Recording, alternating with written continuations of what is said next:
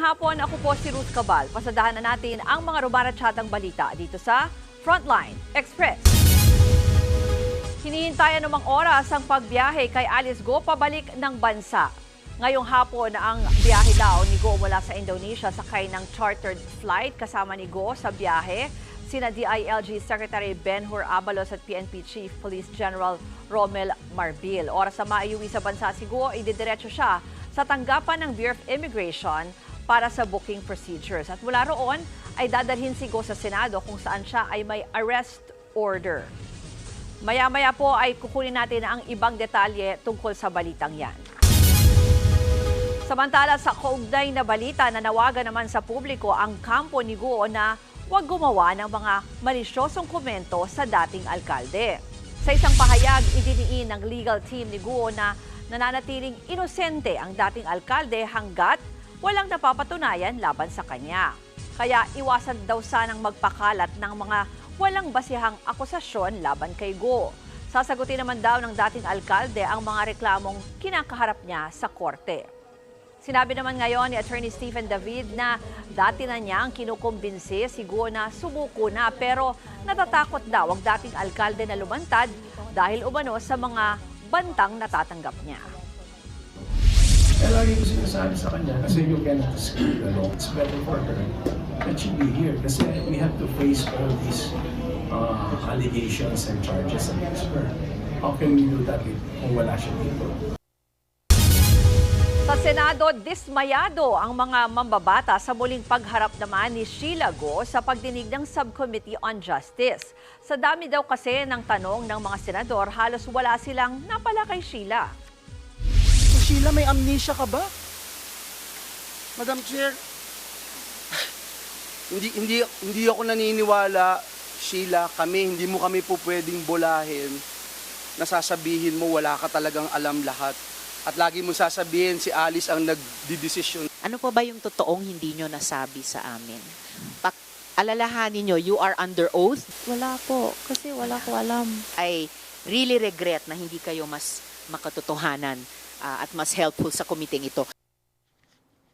Piniga ng mga senador si Sheila kung paano sila tumakas ng bansa. Hindi raw kasi naniniwala ang mga senador na nagbangka at barko lang sila papunta sa Malaysia. Pero nanindigan si Sheila sa kanyang unang kwento na sumakay sila ng van ng 4 na oras mula Bamban, Tarlac, tsaka nakarating sa pier, sumakay ng bangka at lumipat sa fishing vessel at bumiyahe ng 4 na araw papuntang Semporna, Sabah. Samantala, pagtitiyak naman ng mga opisyal ng Bureau of Immigration na patuloy ang kanilang investigasyon kung may mga tao na tumulong mula sa kanilang ahensya, kanila Go para makalabas ng bansa. May nagtimbre sa mga ikinasang operasyon ng Presidential Anti-Organized Crime Commission o PAOK laban sa mga Pogo Hub sa Tarlac, Pampanga at Cebu. Napag-alaman niyan matapos i-transfer ngayong araw sa custodial facility ng PAOK sa Pasay City ang 168 na Pogo workers na na-rescue sa isang hotel sa Cebu noong August 31. Karamihan sa kanila ay Chinese, Indonesian, Burmese at Taiwanese. Kwento ng isa sa mga Pinoy interpreter, galing siya sa Pogo Hub sa Porac pero nakaalis bago ang raid. Hindi po kami nahuli kasi nagkaroon ng tip. Sabi nila may checking daw tapos bigla kami pinalabas lahat. Huwag na magdala ng gamit tapos babalik kami after 3 hours. Kaya lang hindi na kami nakabalik, hindi namin nakuha yung mga gamit namin doon. Tapos nag-stay na kami sa mga hotel.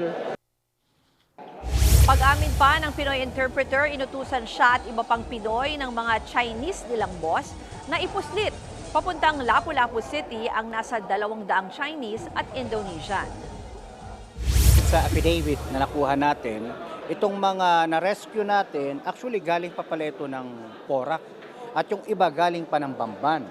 In fact, ang nakakapanlumo lang talaga, mukhang may confirmation na merong nag-leak doon sa information namin nung Bamban. Inoperate namin June 4. June 3 pa lang, nakatanggap na raw sila ng tip. Balikan po natin ngayon itong balitang inaasahan na ang pagbiyahe pabalik ng bansa dito kay dating Mayor Alice Go. Para po sa detalye, nasa frontline ng balitang yan, si si Rainiel Pawid. Rainiel, nandiyan ka pa sa Indonesia. Anong update?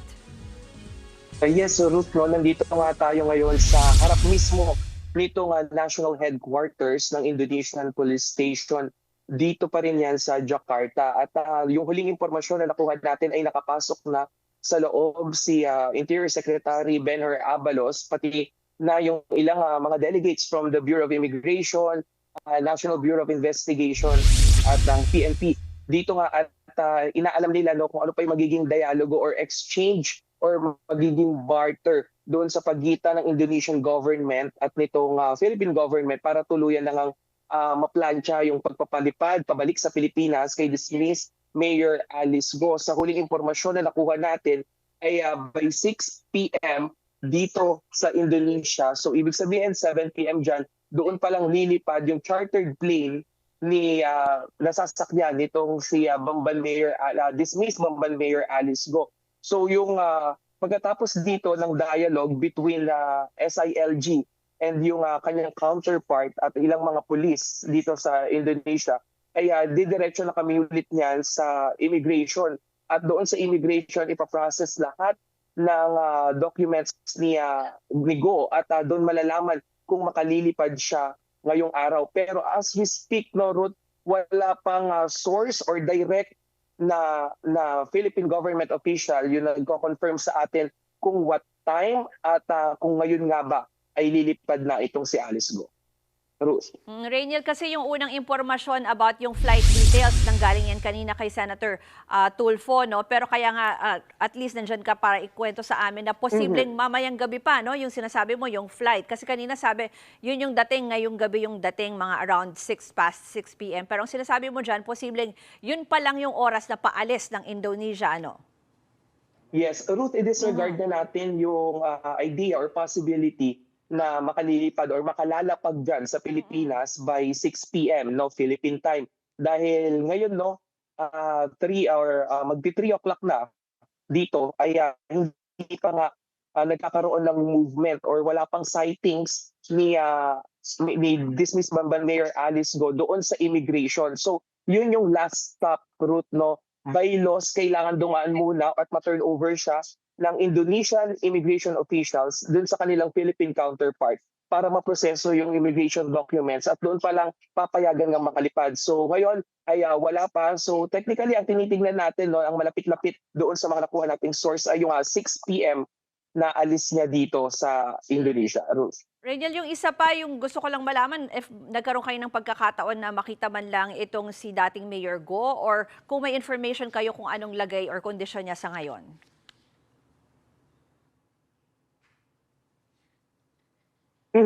Ruth, yung sa location ni Alice Go ay wala pa tayong nakikita, no. So wala pa tayong no eyeball para na activity with us, the media, the Philippine media at kay Mayor Go. So ngayon, ang inaabangan natin ay yung pagkatapos nga nitong dialogue ni SILG with the Indonesian police at doon diretso sa immigration, yun yung very first time possible na makikita natin si Alice Go. Okay, maraming salamat. Ulat ni Rainiel Pawid mula sa Indonesia. Marami pang aabangang balita sa pagbabalik ng Frontline Express.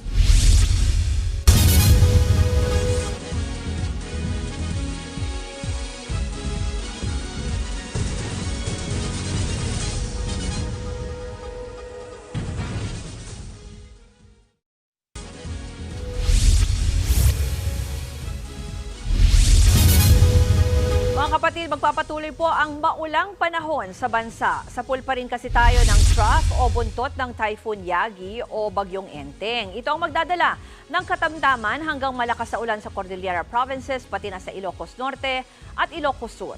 Kasabay niyan ay pinaiigting din ng Typhoon Yagi ang hanging habagat o ang southwest monsoon. Kaya pinaghahanda pa rin sa malakas na ulan ang mga nasa Pangasinan, Zambales at Bataan. Moderate heavy rains naman ang nagbabadya sa Tarlac, Nueva Ecija, Pampanga, Bulacan, pati na sa Metro Manila, Rizal, Laguna, Cavite at Batangas.